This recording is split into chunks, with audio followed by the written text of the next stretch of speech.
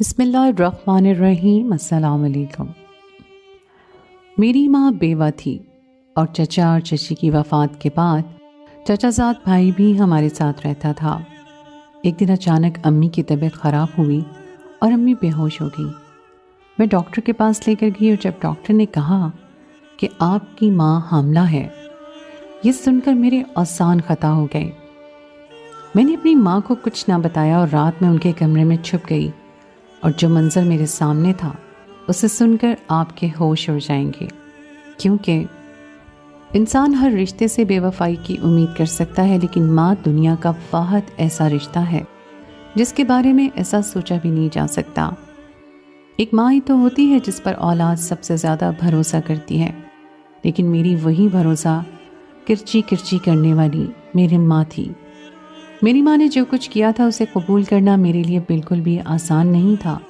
اپنی بیوہ ماں کے حاملہ ہونے کی خبر نے مجھے پوری طرح توڑ کر رکھ دیا تھا۔ سردیوں کی صبح تھی اور اماں صبح سویرے ہی گاجر کا حلوہ بنانے میں مصروف تھی۔ بہت مشکل سے بستر سے اٹھی اور باورچی خانے میں گئی تو اماں کو اتنا بکھیڑا پھیلایا ہوا دیکھ کر مجھے غصہ آنے لگا۔ اماں صبح صبح یہ سب آپ کیا کر رہی ہیں؟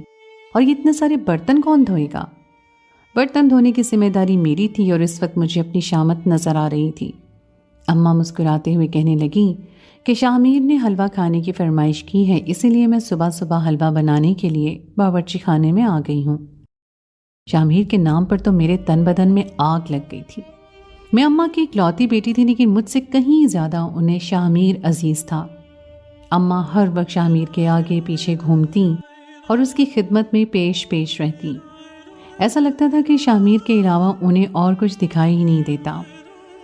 روز رات کو بادام والا دودھ دینے کے لیے خود اس کے کمرے میں جاتی اور صبح ہوتے ہی اس کے لیے میوے سے بھرا حلوہ تیار کرنے کھڑی ہو جاتی، جبکہ میں اماں سے لاکھ کسی چیز کی فرمائش کرتی مگر اماں کبھی اسے پورا نہ کرتی۔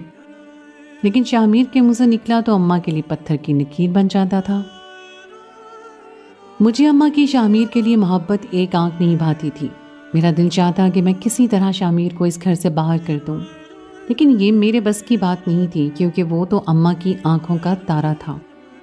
اماں ہر بات پر اسے سینے سے لگا لیتی اور چومنے لگتی۔ شامیر میرے چچا کا بیٹا تھا۔ چچا اور چچی کا ایک ریل حادثے میں انتقال ہو گیا تھا۔ چچی اپنے گھر والوں سے ملنے کے لیے حیدرآباد جا رہی تھی اور وہ جاتے جاتے شامیر کو اماں کے حوالے کر گئی تھی۔ کیونکہ شامیر کے 10ویں جماعت کے امتحانات ہونے والے تھے، چچی اسے ساتھ لے جا کر اس کی پڑھائی خراب نہیں کرنا چاہتی تھی، اس لیے وہ اسے اماں کی ذمہ داری پر ہمارے گھر چھوڑ گئی تھی۔ لیکن یہ کون جانتا تھا کہ یہ ذمہ داری ہمیشہ کے لیے ہی اماں کے کاندھوں پر آ جائے گی۔ چچی اور چچا کا جنازہ ہی گھر آیا تھا۔ اس دن کے بعد سے اماں نے شامیر کو سر آنکھوں پر بٹھا لیا تھا۔ شروع میں تو مجھے بھی شامیر سے ہمدردی تھی، لیکن آہستہ آہستہ میں نے جب اپنی ماں کو پوری طرح شامیر کا دیوانہ ہوتے دیکھا تو مجھے اس سے حسد ہونے لگا۔ ہر چھوٹی بڑی بات پر اماں مجھ سے کہیں زیادہ شامیر کو فوقیت دینے لگی تھی۔ گھر میں کھانا تک شامیر کی پسند کا پکنے لگا تھا۔ شامیر کے ہوتے ہوئے میری کوئی حیثیت باقی نہیں رہی تھی۔ اماں اکثر راتوں کو اٹھ کر شامیر کو دیکھنے کے لیے اس کے کمرے میں جاتی اور میں یہی سوچتی کہ شامیر کون سا چھوٹا بچہ ہے جو اماں سے نیند میں بھی دیکھنے جاتی ہے۔ ایک رات میں کمرے میں پانی کا جگ رکھنا بھول گئی اور مجبوراً آدھی رات کو مجھے پانی پینے کے لیے باورچی خانے میں جانا پڑا، اور یہ دیکھ کر میری آنکھیں کھلی کی کھلی رہ گئیں کہ اماں آدھی رات کو شامیر کے کمرے سے باہر نکل رہی تھی۔ جس بات نے مجھے حیران کیا تھا وہ اماں کا حلیہ تھا۔ میں نے آج تک اماں کو اتنا سج دھج کے تیار ہوتے نہیں دیکھا تھا، لیکن رات کے اس پہر تو اماں کسی نئی نویلی دلہن کی طرح تیار لگ رہی تھیں۔ ابا کے انتقال کو 4 برس ہونے والے تھے اور ان 4 برسوں میں اماں نے تو کبھی گہرے رنگ کے کپڑے بھی نہیں پہنے تھے۔ پھر اچانک آدھی رات کو اماں کو کیا ہو گیا تھا؟ اماں بہت تیزی سے شامیر کے کمرے سے نکل کر اپنے کمرے میں چلی گئی تھی اور میں بس انہیں دیکھتی رہ گئی۔ میرے دل میں عجیب عجیب سوالات اٹھ رہے تھے۔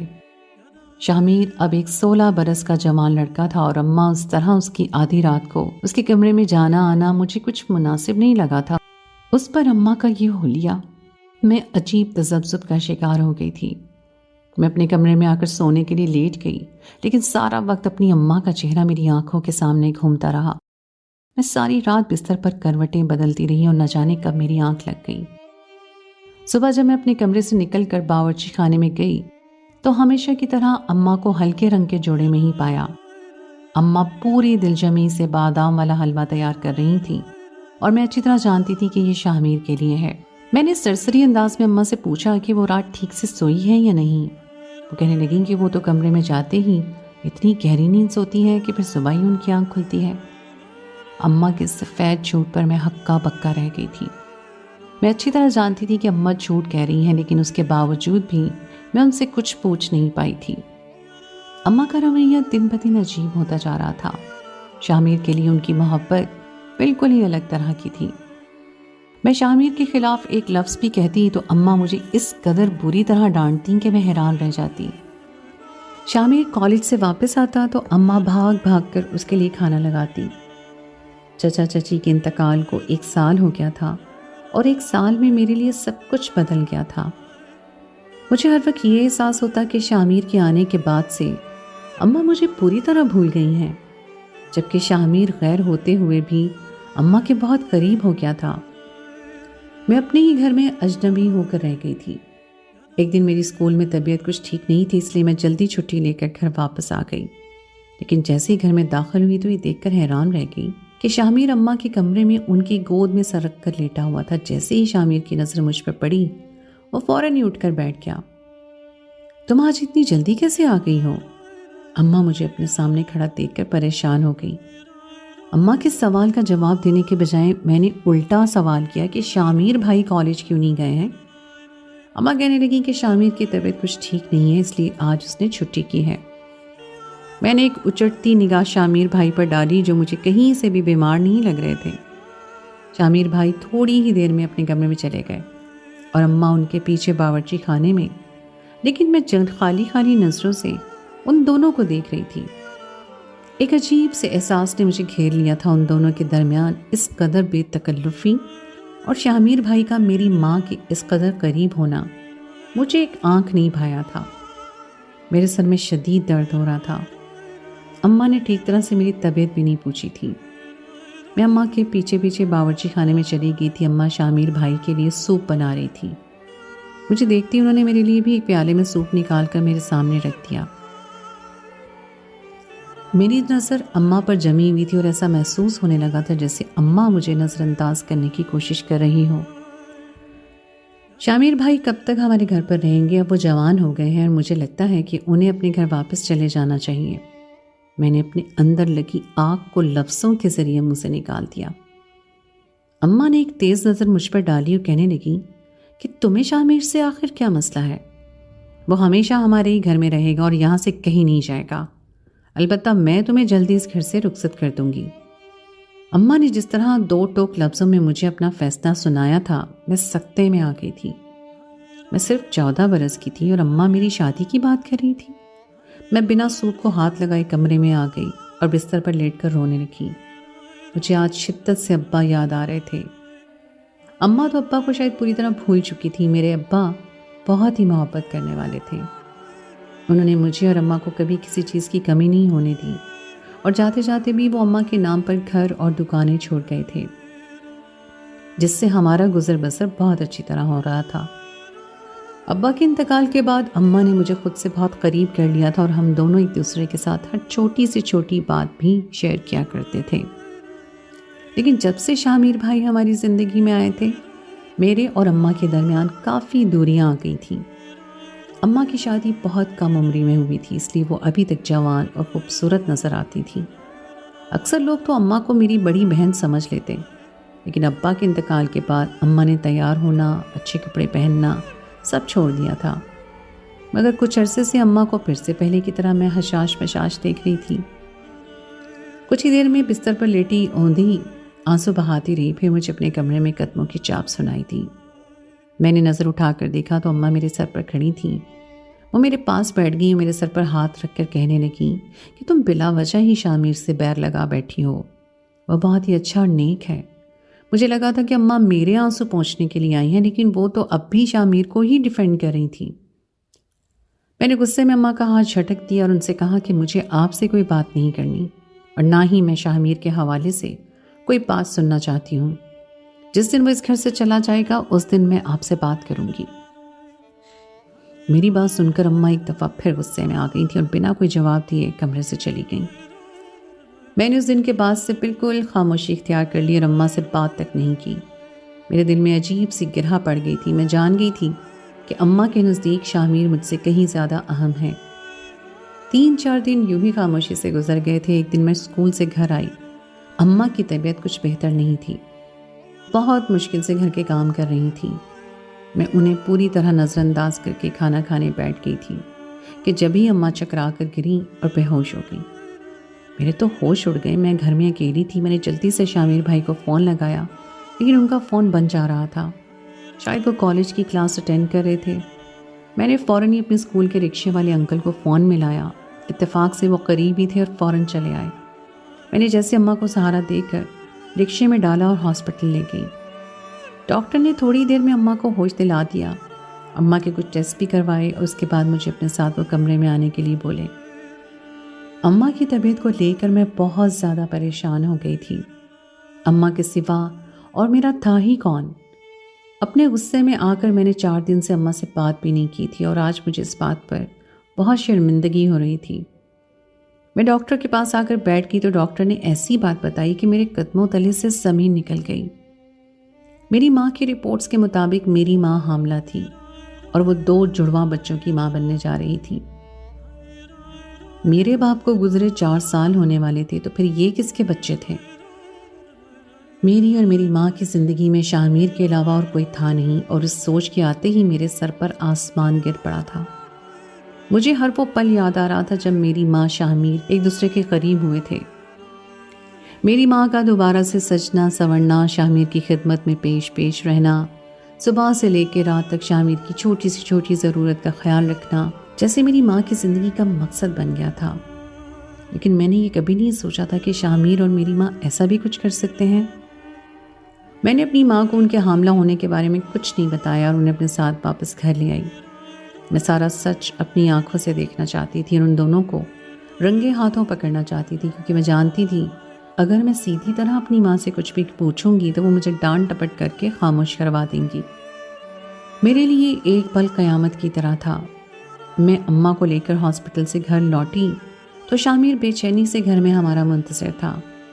ہمیں دیکھتے ہی پوچھنے لگا کہ اچانک سے تم لوگ کہاں چلے گئے تھے؟ میرے کچھ کہنے سے پہلے اماں نے اسے بتایا کہ ان کی طبیعت کچھ ٹھیک نہیں تھی، اس لیے اماں میرے ساتھ ہاسپٹل گئی تھیں۔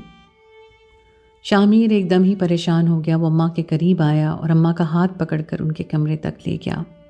میں شاہ میر کی پریشانی اور بے چینی کو محسوس کر سکتی تھی۔ اماں کو کمرے میں لٹا کر آنے کے بعد شاہ میر مجھے اماں کا خیال رکھنے کی تاکید کر رہا تھا اور میں تیز نظروں سے اسے دیکھ رہی تھی۔ میں اماں کی سگی بیٹی تھی لیکن مجھ سے کہیں زیادہ فکر مند تو وہ نظر آ رہا تھا۔ وہ گھر سے باہر چلا گیا اور تھوڑی ہی دیر میں بہت سارے پھل اور جوس لے کر آیا۔ جو کچھ مجھے سمجھ آ رہا تھا وہ میں سوچنا بھی نہیں چاہتی تھی۔ مجھے اب رات ہونے کا انتظار تھا اور جیسے ہی میں نے رات کے کھانے کے برتن دھوئے، موقع دیکھ کر میں اماں کے کمرے میں جا کر چھپ گئی۔ شاہ میر کی بے چینی دیکھ کر مجھے اندازہ ہو گیا تھا کہ وہ رات ہوتے ہی میری اماں کے کمرے میں ضرور جائے گا۔ مجھے چھپے ہوئے آدھا گھنٹہ بھی نہیں گزرا تھا جب شاہ میر دبے پاؤں میری ماں کے کمرے میں داخل ہوا۔ اب تک مجھے جس بات کا شک تھا اب یقین ہو گیا تھا کہ اماں کے حاملہ ہونے کے پیچھے شاہ میر کا ہی ہاتھ ہے۔ میں سوچ بھی نہیں سکتی تھی کہ میری امی اس قدر بد کردار ہوں گی۔ میری اماں بستر پہ لیٹی ہوئی تھی اور شاہ میر ان کے بالکل قریب آ کر بیٹھ گیا تھا۔ وہ بہت محبت سے ان کے چہرے پر ہاتھ پھیر کر ان کی طبیعت پوچھ رہا تھا اور میرے رونگٹے کھڑے ہو گئے تھے۔ شاہ میر نے ان کے ماتھے پر بوسہ لیا اور کہنے لگا کہ ماں جبیں تم اپنا خیال کیوں نہیں رکھتی؟ شاہ میر کے لبوں سے اپنی ماں کا نام سن کر میں ششدر رہ گئی کہ وہ میری ماں کو ان کے نام سے پکار رہا تھا۔ میری اماں رشتے میں اس کی تائی تھی، لیکن آج تک میں نے اسے کبھی اپنی ماں کو تائی اماں کہتے نہیں سنا تھا، تو وہ ہمیشہ ہی اماں کو آپ کہہ کر مخاطب کیا کرتا تھا، اور اس بات کا احساس مجھے آج ہوا تھا۔ اماں بہت مشکل سے اٹھ کر بیٹھ گئی تھیں اور شاہ میر سے کہہ رہی تھیں کہ وہ بالکل ٹھیک ہیں۔ شاہ میر نے اچانک ہی فاصلے مٹانے شروع کیے تھے اور اس سے زیادہ میں دیکھنا نہیں چاہتی تھی۔ اس لیے پردے کے پیچھے سے نکل کر ان دونوں کے سامنے آ گئی۔ شامیر اور میری ماں مجھے اس طرح اچانک سامنے دیکھ کر حیران رہ گئے۔ میں نے ایک قہر بھری نظر ان دونوں پر ڈالی جو تمام حدیں پار کر گئے تھے۔ اماں کی رپورٹ میرے ہاتھ میں تھی جسے میں نے شامیر کے منہ پر دے مارا۔ شامیر نے فوراً یہ رپورٹ کھول کر دیکھی اور اماں کے حاملہ ہونے کی خبر پڑتے ہی نہ جانے کیوں اس کے چہرے پر خوشی کی لہر دوڑ گئی تھی۔ مجھے تو لگا تھا کہ وہ پریشان ہو جائے گا اور اس بات کو جھٹلا دے گا، لیکن وہ تو اماں کو خوشی خوشی ان کے حاملہ ہونے کی خبر سنا رہا تھا۔ اماں کے چہرے پر بھی خوشیوں کے رنگ بکھر گئے تھے اور میں اپنی جگہ حیران رہ گئی تھی۔ اماں نے مجھے اپنے پاس بٹھا کر کہا کہ ابھی تک ساری بات سمجھنے سے قاصر تھی، لیکن اماں کے کہنے پر میں ان کے قریب بیٹھ گئی۔ اماں نے میرے ہاتھ پکڑا اور مجھے ایک ایسا سچ بتایا جسے سن کر میرے سر پر آسمان گر پڑا۔ اماں نے بتایا کہ چچا اور چچی کے انتقال کے بعد جب شامیر ہمارے ساتھ ہمارے گھر میں رہنے لگا تو وہ خود بخود ہی اماں کی طرف مائل ہو گیا۔ اماں بہت زیادہ عمر رسیدہ نہیں تھی بلکہ ابھی تک جوان تھی۔ شامیر کو اماں سے محبت ہو گئی تھی اور جب اماں کو اس بات کا احساس ہوا تھا تو اماں نے اسے بہت سمجھایا کہ دنیا والے کبھی بھی اس رشتے کو قبول نہیں کریں گے۔ چچی اور بھتیجے کی شادی یا رشتے کے نام پر دنیا تھو تھو کرے گی۔ کچھ دن تو شامیر خاموش ہو گیا، لیکن ہر گزرتے دن کے ساتھ اس کے دل میں اماں کے لیے محبت بڑھتی چلی گئی۔ وہ اماں کے لیے نامحرم تھا اور ایسے میں محبت کے جذبات کا پروان چڑھنا شاید ایک فطری بات ہے۔ اماں بھی ابا کے انتقال کے بعد تنہائی کا بوجھ لیے جی رہی تھیں۔ ایسے میں شامیر کی محبت ان کے لیے کسی ٹھنڈی پھوار کی طرح تھی۔ شامیر مستقل اماں کو اس رشتے کے لیے راضی کرتا رہا اور وہ اماں کے ساتھ کسی بھی طرح کا غلط تعلق نہیں چاہتا تھا، اور جائز تعلق بنانے کے لیے اسے دنیا کا مقابلہ کرنا پڑتا۔ اماں بھی مزید ایک نامحرم کے ساتھ زندگی نہیں گزارنا چاہتی تھی، اس لیے شامیر اور اماں نے دنیا کی نظروں سے چھپ کر نکاح کر لیا۔ اماں کے اندر اتنی ہمت نہیں تھی کہ وہ میرے سامنے اس بات کو قبول کرتی، کیونکہ شامیر عمر میں اماں سے بہت چھوٹا تھا اور اماں کو اس بات کا خوف تھا کہ کہیں میں اس رشتے کو قبول کرنے سے انکار نہ کر دوں۔ اماں اور شامیر کی شادی کو 6 مہینے ہو چکے تھے اور وہ دونوں مجھ سے چھپ کر ازدواجی تعلق قائم کر چکے تھے۔ اماں روتے ہوئے کہہ رہی تھیں کہ دنیا کے خوف سے انہیں اپنا محرم رشتہ چھپانا پڑا، کیونکہ یہ دنیا کبھی اس رشتے کو قبول نہ کرتی بلکہ طرح طرح کے فتوے لگا کر ہمیں گناہ گار ثابت کر دیتی۔ لیکن قدرت نے اولاد کی نعمت ہماری جولی میں ڈال دی ہے، اس لیے اب ہم مزید اس رشتے کو دنیا کی نظر سے نہیں چھپا سکتے۔ ہم دونوں نے کوئی گناہ نہیں کیا ہے بلکہ نکاح کیا ہے۔ تمہارے باپ کے انتقال کے بعد شامیر میرے لیے نامحرم بن چکا تھا اور ہمارے مذہب نے اس بات کی اجازت دی ہے کہ شوہر کے انتقال کے بعد تائی یا چچی اپنے ہی بھتیجے یا دیور سے نکاح کر سکتی ہیں۔ شامیر میرے لیے سہارا بننا چاہتا تھا اور اس کے لیے شامیر نے ایک جائز رشتے کو چنا۔ جو کچھ اماں مجھے سمجھانا چاہتی تھیں وہ سمجھنا میرے لیے بہت مشکل تھا، کیونکہ ہمارا معاشرہ ایسے رشتے کو کسی صورت قبول نہیں کرتا۔ میں نے ایک نظر شامیر پر ڈالی جو سر جھکائے میرے سامنے بیٹھا تھا۔ شامیر نے جو کچھ کیا شاید وہ صحیح تھا، لیکن اسے قبول کرنا میرے لیے بہت ہی مشکل تھا۔ میں خاموشی سے اٹھ کر اپنے کمرے میں آ گئی تھی۔ میں اپنی ماں کو بد کردار سمجھ رہی تھی، لیکن میری ماں نے اپنی خواہشات کو پورا کرنے کے لیے ایک جائز رستہ اختیار کیا تھا۔ تھوڑی دیر میں شامیر میرے کمرے میں چلا آیا اور میرے قدموں میں بیٹھ کر کہنے لگا، میں سچ میں ماں جبین سے بہت محبت کرتا ہوں اور اسے ساری زندگی خوش دیکھنا چاہتا ہوں۔ مجھے اسی بات کا خوف تھا کہ تم ہمارے رشتے کو قبول نہیں کر پاؤ گی، اس لیے ہم نے اتنے عرصے تک تم سے یہ بات چھپائی، لیکن اب اس بات کو مزید چھپانا ناممکن ہو چکا ہے۔ اس لیے میں چاہتا ہوں کہ سب سے پہلے تم اس رشتے کو قبول کرو۔ شامیر کی آنکھوں میں سچائی پوری طرح جھلک رہی تھی اور میں جان گئی تھی کہ شامیر واقعی میری امی کو خوش رکھے گا۔ میری امی کو بھی دوسری عورتوں کی طرح جینے کا پورا حق تھا، اور جب اسلام نے ہی ان دونوں کے رشتے کو جائز قرار دیا تھا تو میں کون ہوتی تھی جو ان پر بد کرداری یا حرام کا فتویٰ لگاتی۔ البتہ میرے لیے سچ کو قبول کرنا تھوڑا مشکل تھا، لیکن ناممکن نہیں۔ میں نے روتے روتے مسکرا کر شامیر کو دیکھا اور پوچھا کہ پھر اب مٹھائی کب کھلائیں گے؟ میری بات سن کر شامیر کا چہرہ کھل اٹھا تھا اور وہ فوراً ہی مٹھائی لینے بھاگا تھا۔ میں اپنی ماں کے پاس واپس چلی آئی تھی، انہیں میری ضرورت تھی، مجھے ان کا خیال رکھنا تھا، وہ بہت کمزور لگ رہی تھیں۔ میں نے جیسے ہی انہیں گلے لگایا وہ بلک بلک کر رونے لگیں۔ کئی مہینوں سے ان کے دل پر جو بوجھ تھا آج وہ اتر گیا تھا۔ زندگی اتنی مشکل نہیں جتنا ہمارے معاشرے نے اسے بنا دیا ہے، لیکن ایک بیوہ کو اسلام نے دوبارہ اپنی زندگی میں رنگ بھرنے کا پورا حق دیا ہے، لیکن ہم لوگ اسے ایسا کرنے سے روک دیتے ہیں۔ شوہر کے بھائی کا بیٹا اپنے چچا یا تایا کی بیوہ سے نکاح کر سکتا ہے اور دین اسلام میں اس کی کوئی ممانعت نہیں ہے، لیکن ہم لوگ ایسے رشتے کو قبول کرنے کے بجائے اپنے اپنے فتویٰ لگا کر زندگی کو مشکل بنا دیتے ہیں۔ خوش رہیں اور خوشیاں بانٹیں، یہی انسانیت ہے۔ تو دوستو، یہ تھی میری آج کی کہانی۔ امید ہے آپ کو آج کی کہانی پسند آئی ہوگی۔ کہانی اچھی لگے تو اسے لائک ضرور کیجیے، اپنے دوستوں کے ساتھ شیئر کیجیے۔ اگر آپ نے ابھی تک میرے چینل کو سبسکرائب نہیں کیا تو اس کو فوراً کر لیجیے۔ اگلی کہانی تک کے لیے مجھے دیجیے اجازت۔ خدائے پیمان، خدائے پیمان۔